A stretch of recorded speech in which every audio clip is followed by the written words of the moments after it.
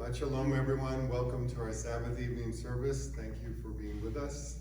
And special thanks to Alma and Wendy and Jolene for our musical accompaniment, and Lela, who is recording this service for us. Let's begin with Lela Dawkins. We're on the bottom of page 129 in your Siddur. Page 129.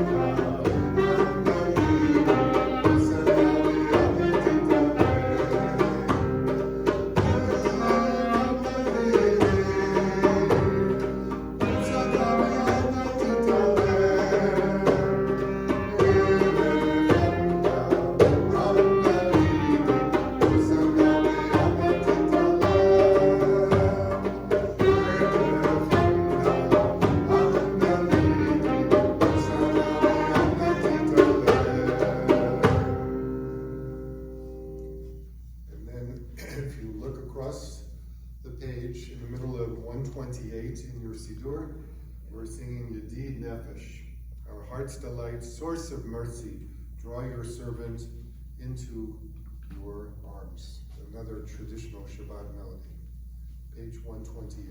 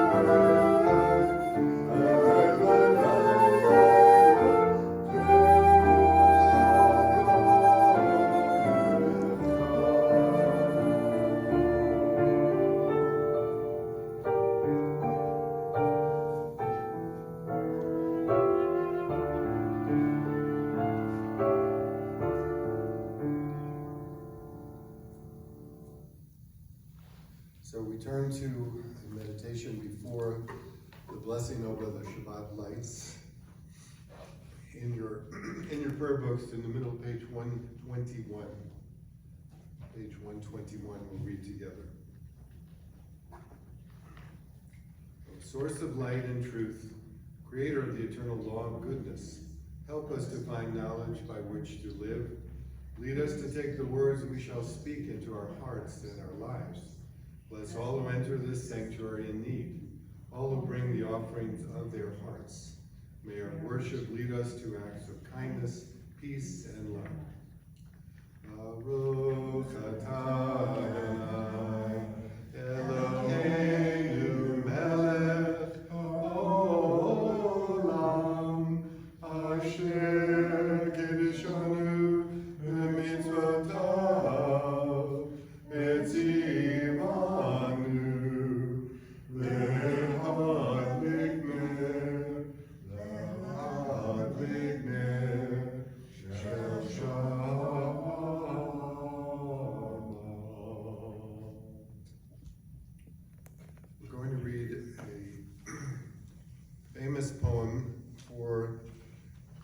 Meditation before we come into our Sabbath evening prayers. If you'll look back on page 41 in our Siddurim, page 41 of the prayer book is the poem that was composed almost 100 years ago after World War I. Let's read together. I am a Jew because the faith of Israel demands no abdication of my mind. I am a Jew because the faith of Israel requires all the devotion of my heart. I am a Jew because in every place where suffering weeps, the Jew weeps. I am a Jew because at every time when despair cries out, the Jew hopes. I am a Jew because the word of Israel is the oldest and the newest. I am a Jew because Israel's promise is the universal promise. I am a Jew because for Israel, the world is not completed, we are completing it. I am a Jew because for Israel, humanity is not created, we are creating it. I am a Jew because Israel places humanity and its unity above the nations and above Israel itself. I am a Jew because above humanity, an image of the divine unity, Israel places the unity which is divine. So we move ahead in our prayer books and come to the Psalms. We have 6 Psalms that lead us up to this Shabbat evening, and we always begin with Psalm 95. L'chuna ranana, each one of the Psalms has a implicit message and intimation of the Messianic time, because Shabbat, our day of rest, is a mirror or a reflection of that future Messianic time.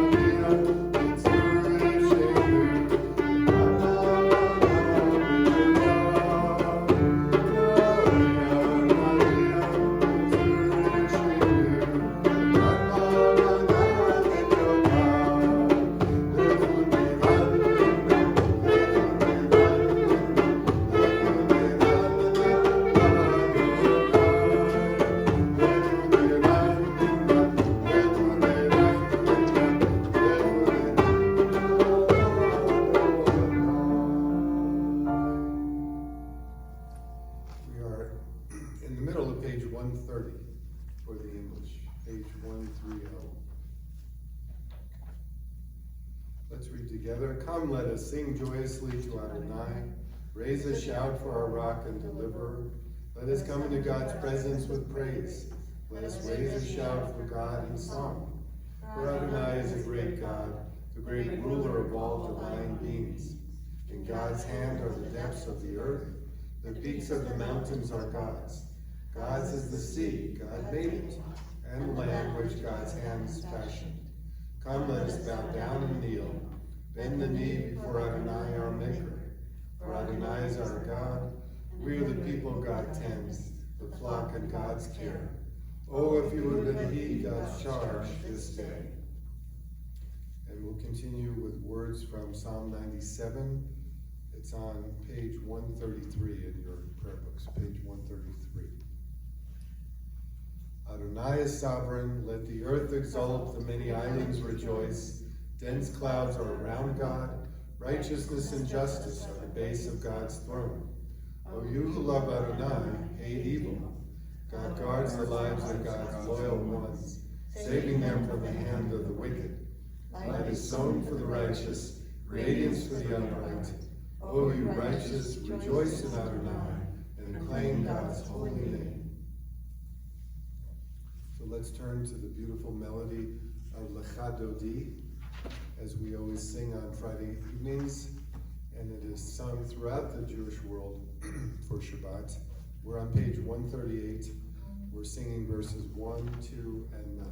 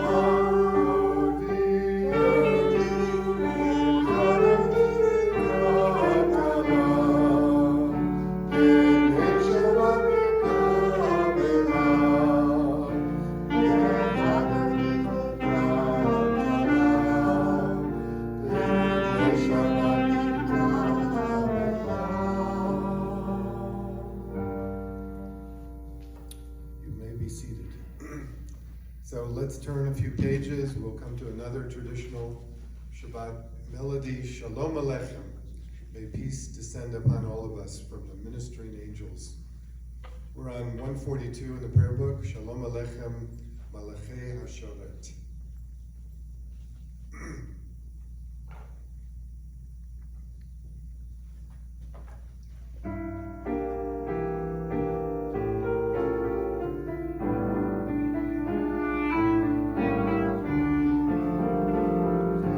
Shalom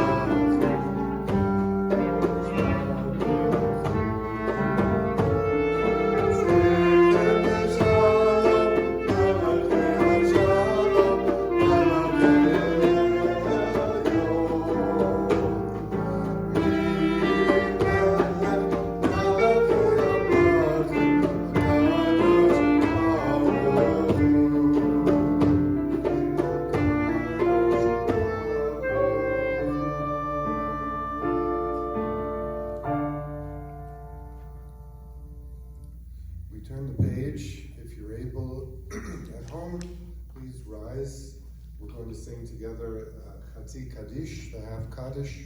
We're on 144, singing together.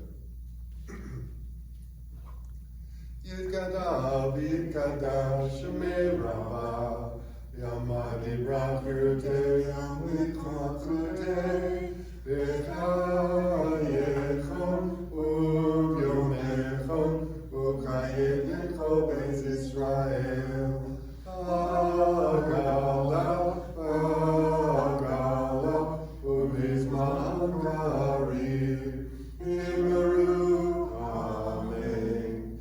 Yeshmei Rabba Mebora, Leolam Yamaya, Yitbarach, Yitbarach, Yishtabach, Yitbar Yitomam Yitnaser, Yitadar, Yitaleh, Yitalah, Shemei Kedusha, Berichu, Lela Minko Birchata, Shirata, Tushbechata, Nechemata, Namiram Yama, Imru, Amen. We continue with the Baruch Hu, the call to worship, page 146 for the Hebrew. Baruch Hu et Adonai, Amorach. Baruch Adonai Amorach, Leolam Goel. Let's continue with the first blessing before the Shema. In English, we're on 148, middle of page 148.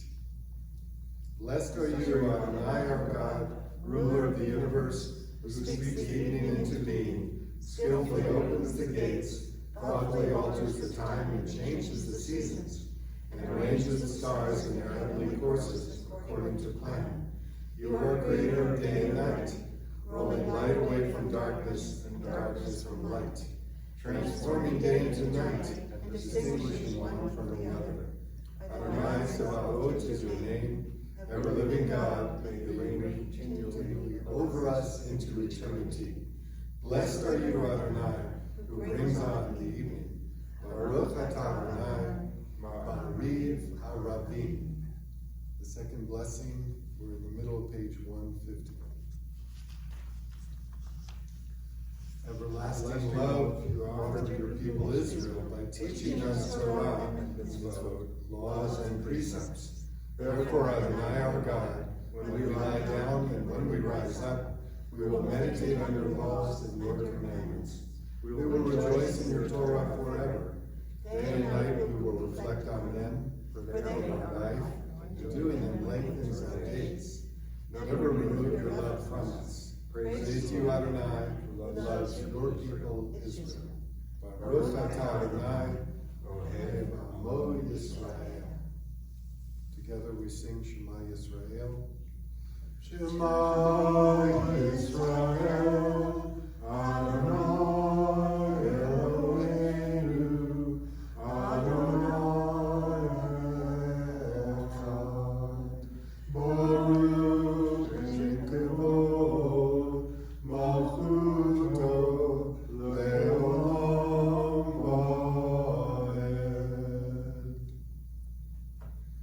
We continue now with the Ahapta paragraph, page 154. Let's read together in Hebrew and then in English on 154. Ve'ahavta et Adonai Elohecha b'chol levavecha v'b'chol nafshecha v'b'chol meodecha v'hayu hadvarim ha'ele asher anochi mitzavcha hayom al levavecha v'shinantam levanecha v'dibarta bam v'shivtecha v'beitecha v'lechtecha v'derech v'b'shachbecha v'b'kumecha v'kshartam le'ot al yadecha v'hayu letotafot bein einecha v'uktabtam al mezuzot beitecha v'visharecha l'man tizkaru v'asitem et kol mitzvotai v'yitem kedoshim le'elohechem Ani Adonai Elohechem Asher hotzeti etchem me'eretz Mitzrayim, liyod lachem le'Elohim, ani Adonai Elohechem. You shall love Adonai your God with all your heart, with all your soul, and with all your might. Take to heart these instructions with which I charge you this day. Impress them upon your children. Recite them when you stay at home, and when you are away, when you lie down, and when you get up. Bind them as a sign on your hand, and let them serve as a symbol on your forehead. Inscribe them on the doorposts of your house and on your gates. Thus you shall remember to observe all my commandments, and to be holy to your God. I am Adonai your God, who brought you out of the land of Egypt to be your God. I am Adonai your God. Adonai Elohechem Emet. Let's turn our thoughts to the words from Exodus, Mi Chamocha. Please turn to page 158, and we'll sing with Wendy and Alma and Jolene.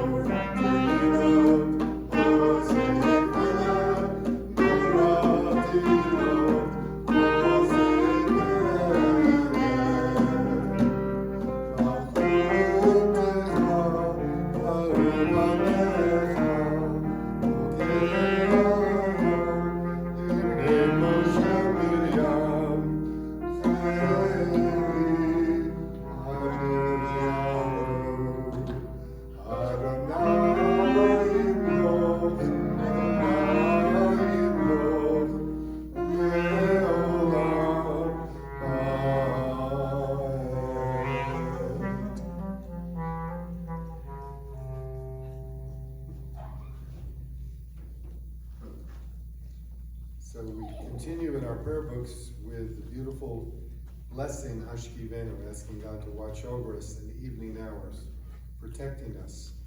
And the music will be played by Wendy and Alma on the flute. It's page 160 in the prayer book.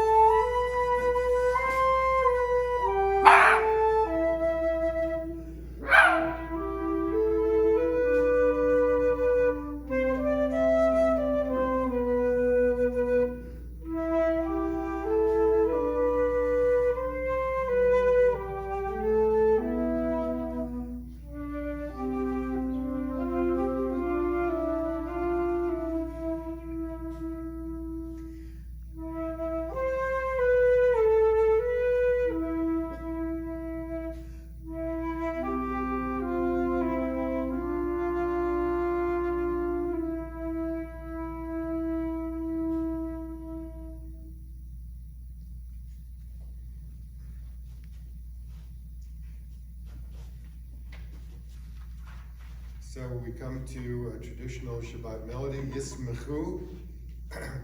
For those who keep and guard the Sabbath, it shall be a delight unto all of us. You'll find the words in the middle, page 162, Yismechu v'malchutecha.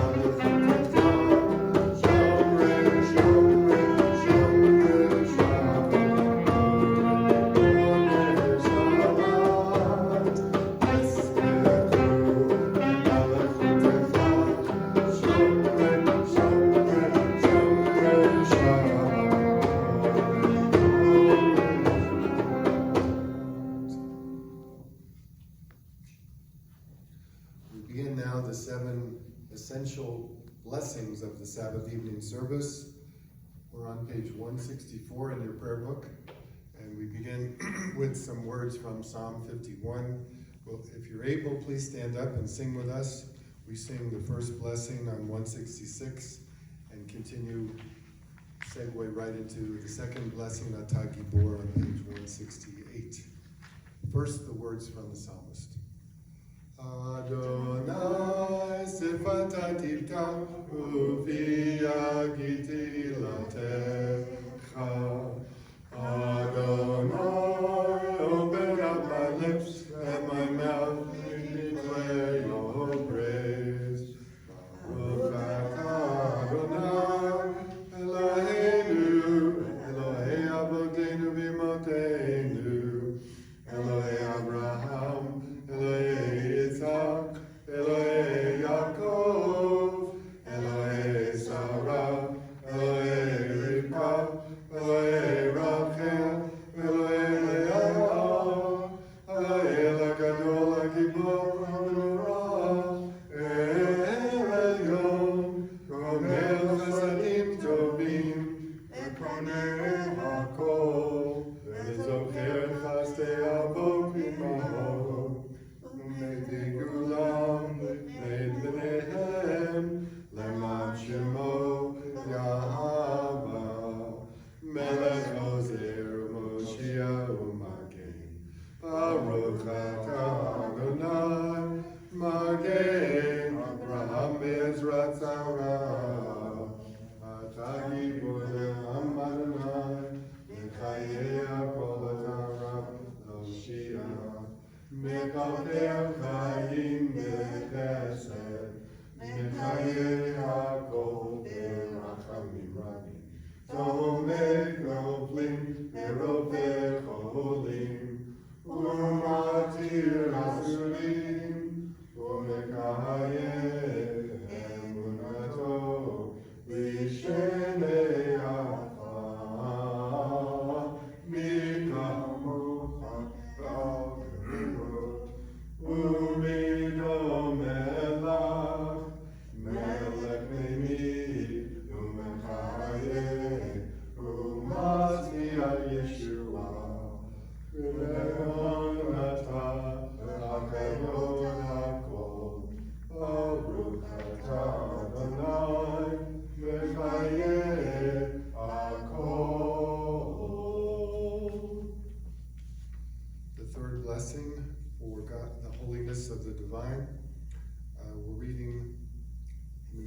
171. Where might I go to find you, exalted, hidden one? Yet where would I not go to find you, ever-present, eternal one? My heart cries out to you, please draw near to me. The moment I reach out for you, I find you reaching in for me. Baruch atah Adonai, Ha'el HaKadosh. If you're home, you're welcome to sit down and relax. After the third blessing, let's continue reading. We're on 173, top of the page. May these hours of rest and renewal open our hearts to joy and our minds to truth. May all who struggle find rest on this day. May all who suffer find solace. May all who hurt find healing on this day. May all who despair find purpose. May all who hunger find fulfillment on this day. And may this day fulfill its promise. Baruch atah Adonai, Mekadesh HaShabbat. We continue with the English of the Ritzeh, 175, top of the page. Ever-present one, may we, your people Israel, be worthy in our deeds and our prayer. Wherever we live, wherever we seek you, in this land, in Zion restored, in all lands, you are our God, whom alone we serve in reverence. Baruch atah Adonai, sholcha levadcha v'yirah na'avot. Let's turn the page. We'll read the blessing, the blessing of Thanksgiving, top of page 177. God of goodness, we give thanks for the gift of life, wonder beyond words, for the awareness of soul, our light within, for the world around us so filled with beauty, for the richness of the earth, which day by day sustains us. For all these and more, we offer thanks. Baruch atah Adonai, Hatov Shimcha, U'lecha na'eh lehodot. And our seventh blessing, as you all know, is Shalom Rav, the blessing for peace, for our world, for our country, for the land of Israel. The words are on 178.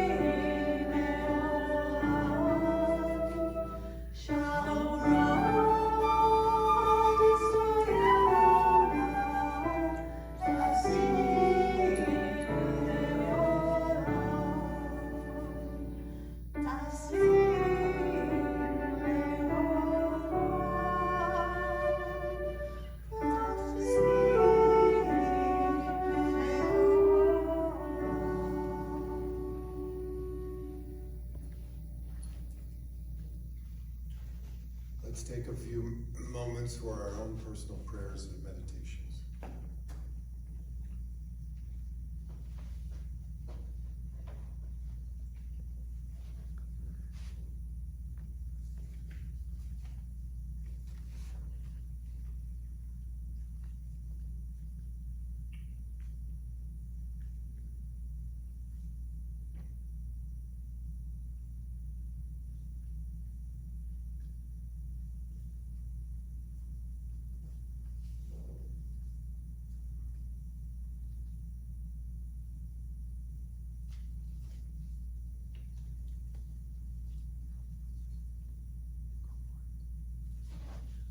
May the words of my mouth and the meditations of my heart be acceptable to you. Be acceptable to you.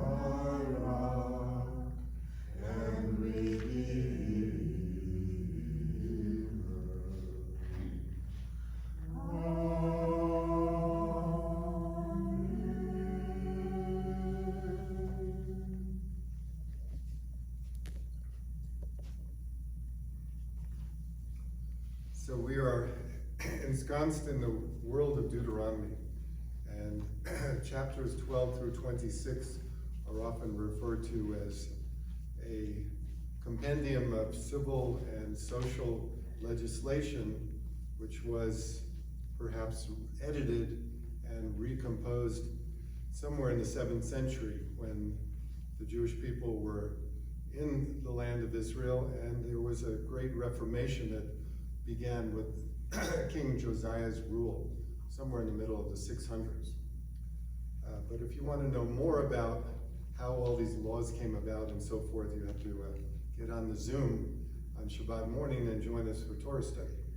So this Torah portion is called Ki Tetzeh, when you go out. It begins with a story about going out to warfare. And the essence of the verses in chapter 21 is that once you've finished fighting, soldiers are tempted.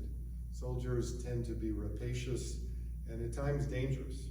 And so the Torah goes into the whole teaching about protecting women, because it was often the case, not only in the ancient world, but even in the modern world, where after a battle, soldiers would take advantage and literally decimate the females in the society or in the community in which they had conquered that particular town or city.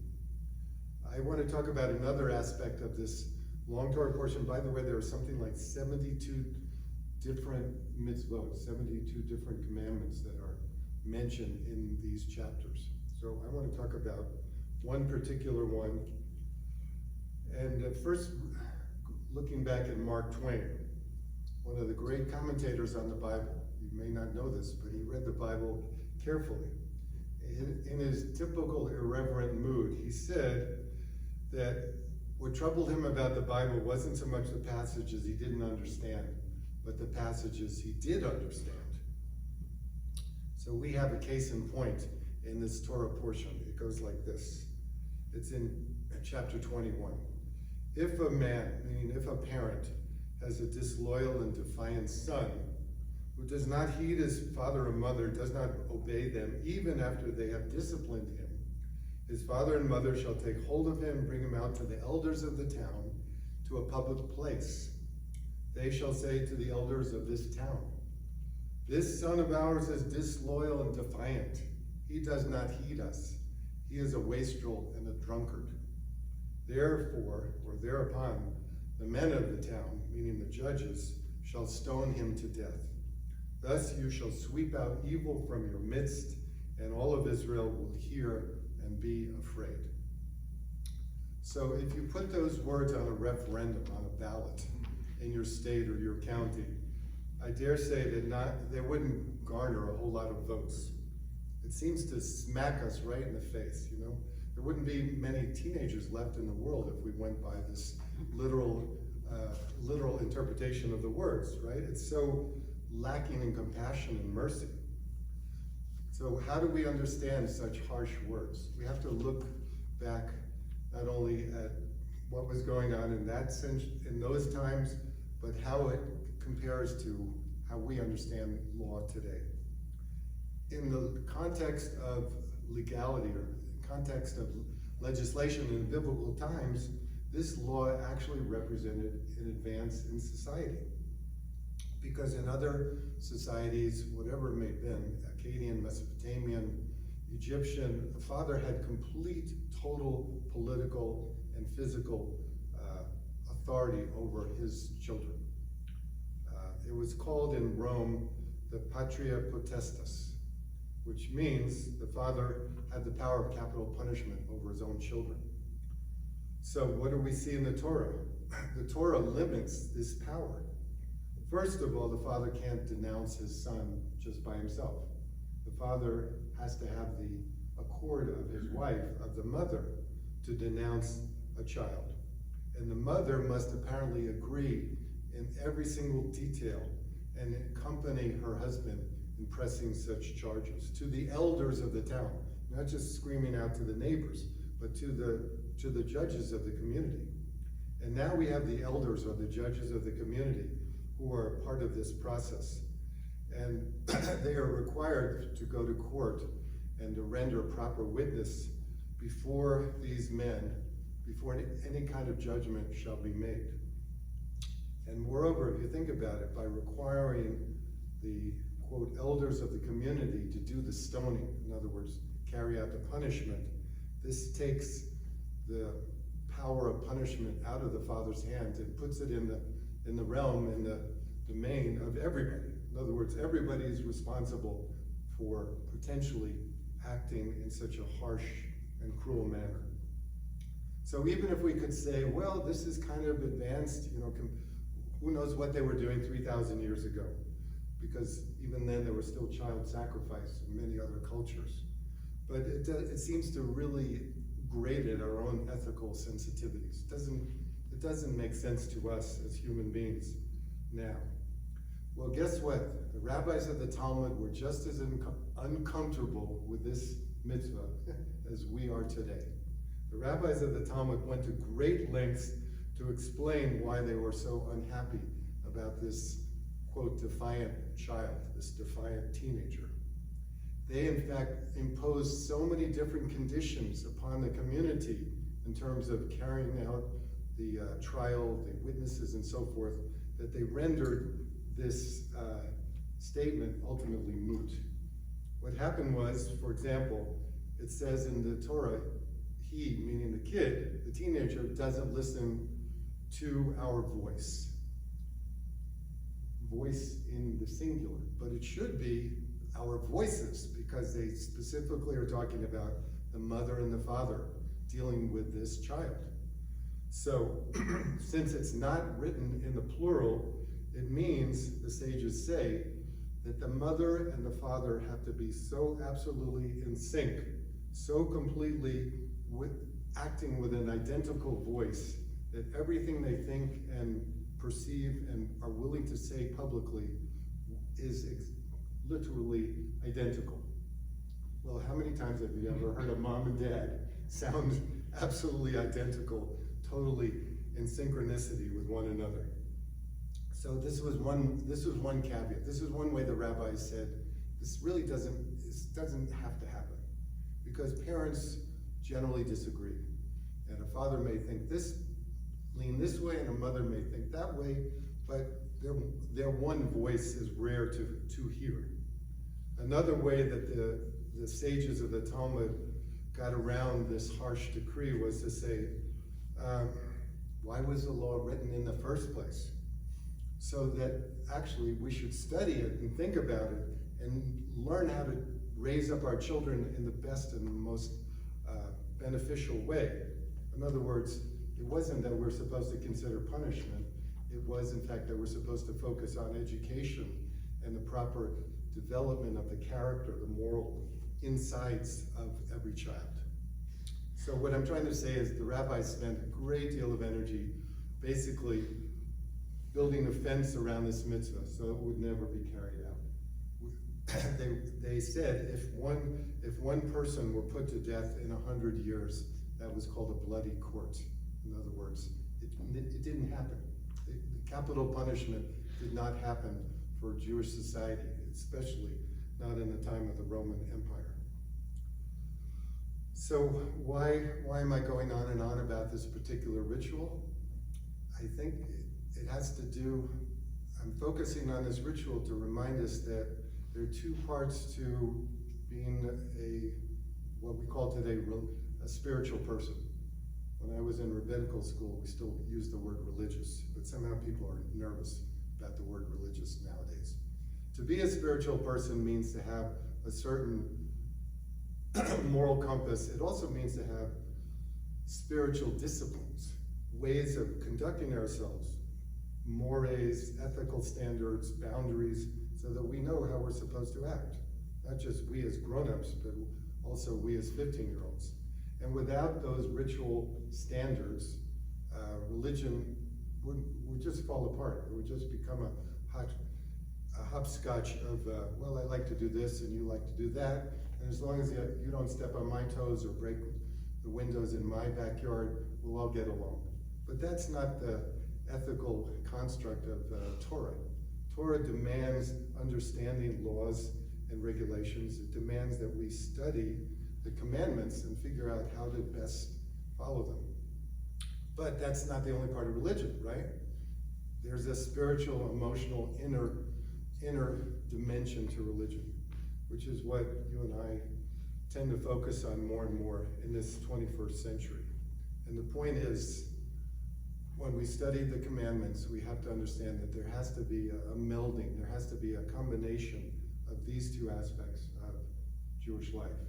We have to have a ritual, and we also have to have an inner spiritual dimension, which is not only about ourselves, but ultimately enables us to act better and to act properly towards other human beings in the community. If you don't have both, you don't have the yin and yang, so to speak, of Judaism, you don't have a religion. You either have a failed ethical system, or you have a bunch of folks who are running around meditating and praying to themselves and lifting themselves up as if we're somehow God, which we're not.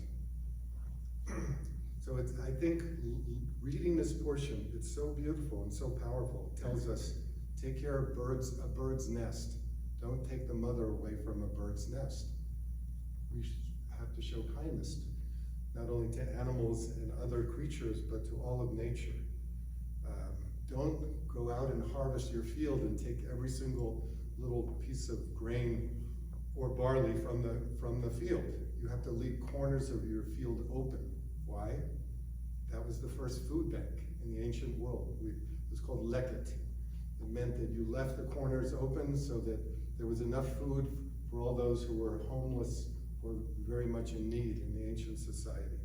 All of these rituals are so incredibly important, but as I said, they come together with our own spiritual, powerful, ethical dimension, and together that's what you and I call the Jewish religion.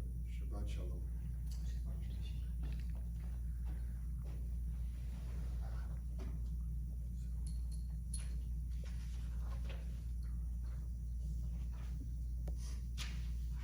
I want to thank Alma and Wendy and Jolene again for wonderful music, and Lela for recording this service.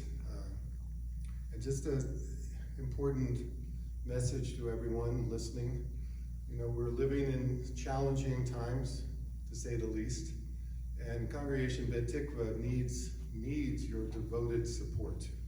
We stand together these days as a vibrant congregation. We are planning and looking forward to beautiful High Holy Day services to celebrate 57 to 81. But we need your real support, meodecha, which means that you can send donations to us and help us overcome all of the ups and downs of this year of pandemic. We need your support. And if you will kindly think about this, make your donation. In order to do this, call the office, speak to Lela, and we will enable all this to happen with your great help. Thank you so much. So we want to think about our loved ones today. Every Shabbat we say a special blessing for those in the congregation and all of our friends and family around the country who are in need of spiritual and physical and medical uplifting. If you'll turn in the prayer book to page 371 so that we can sing together. We're thinking about so many folks this week. Linda Wassner, Toby Karps, Helen Fine, Doreen Hertig, Lynn Kelly, Melanie Ornstein, Flo Vinnick, and there are probably many others you're thinking of as well.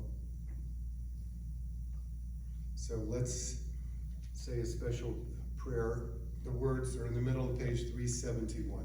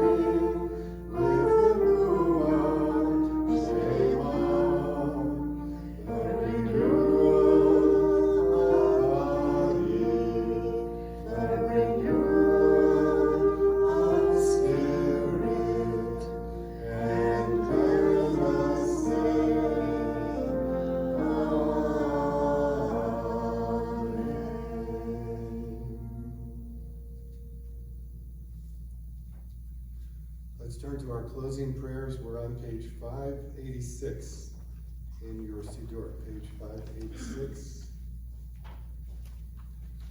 On the lower portion of the page are the words for the Aleinu. Let me open the ark and we'll all sing together.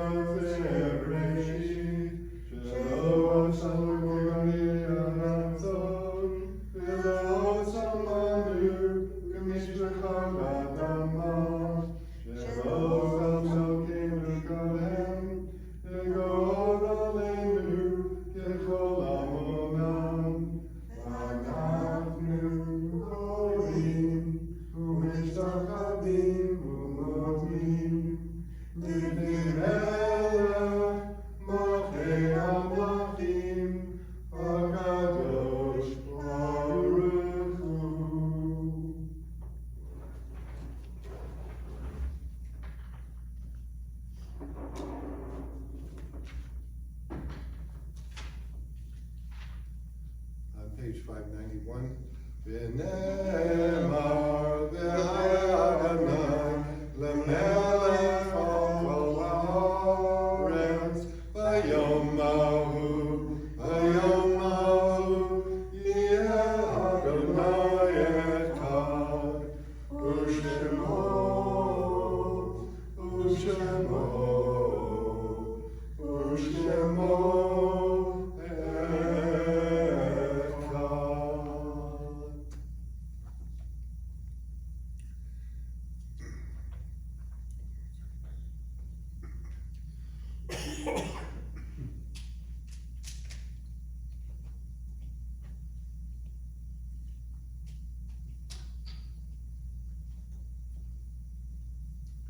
Let's read together these words before we come to the Kaddish. Page 595, towards the bottom of the page. There are stars up above, so far away we only see their light, long, long after the star itself is gone. And so it is with people that we loved. Their memories keep shining ever brightly, though their time with us is done. But the stars that light up the darkest night, these are the lights that guide us. As we live our days, these are the ways we remember. On this Shabbat, we remember our loved ones who have passed from our midst, and with care and devotion, we acknowledge their yard site this week. And so we now recall David Cantor, father of Casey, Carolyn Cohen, the sister of Helene Singer Marin, Betty Kaufman Graham, wife of John Graham, Siegfried Kahn, the great uncle of Kathy Kahn Mann and Nancy Hardington, Ada Marie Klein, mother of John Goldman, and we remember as well Celia Youngelson, mother of Lynn Kelly. Please turn with me to page 598, the words of the mourner's Kaddish. Yitgadal v'yitkadash shemei Rabbah, v'yamad yivrach shirutei, v'yamlich malchutei, v'chayichon v'yomechon, chayedecho Beit Yisrael, v'agalav v'zman kariv v'imru amen. Yehei shmei Rabbah mevorach le'olam amei amayah. Yitbarach v'yishtabach v'yitba'ar v'yitromam v'yitnaseh v'yitadar v'yitaleh v'yitalal shemed kudusha b'richu Lela mikol berchata v'shirata tushbechata v'nechemata damiran v'yama v'imru amen. Yehei shlama rabba min shemayim v'chayim aleinu v'yal kol Yisrael v'imru amen. Oseh shalom b'mamav, hu yaseh shalom, aleinu v'al kol Yisrael, v'imru amen. We'll sing the Oseh shalom. Oseh shalom b'mamav, hu yaseh shalom aleinu, v'al kol Yisrael, v'imru amen.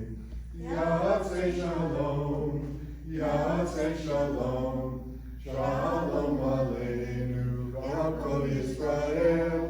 Yaseh shalom, Yaseh shalom, shalom aleinu, v'al kol Yisrael.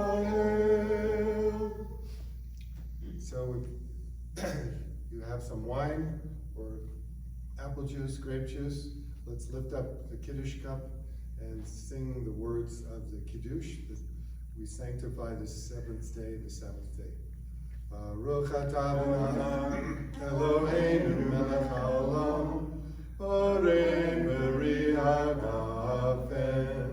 Baruch atah Adonai Eloheinu melech haolam, asher kiddushanu b'mitzvotav v'ratzavanu.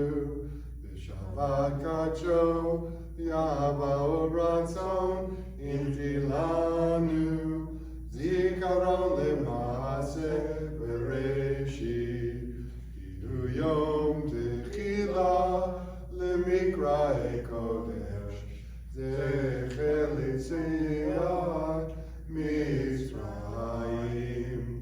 Kibanu Achata Yotanu Yidashta Mikol Amin V'Shabbat Kodshecha Yavahu Ratzon Imklatanu Aruch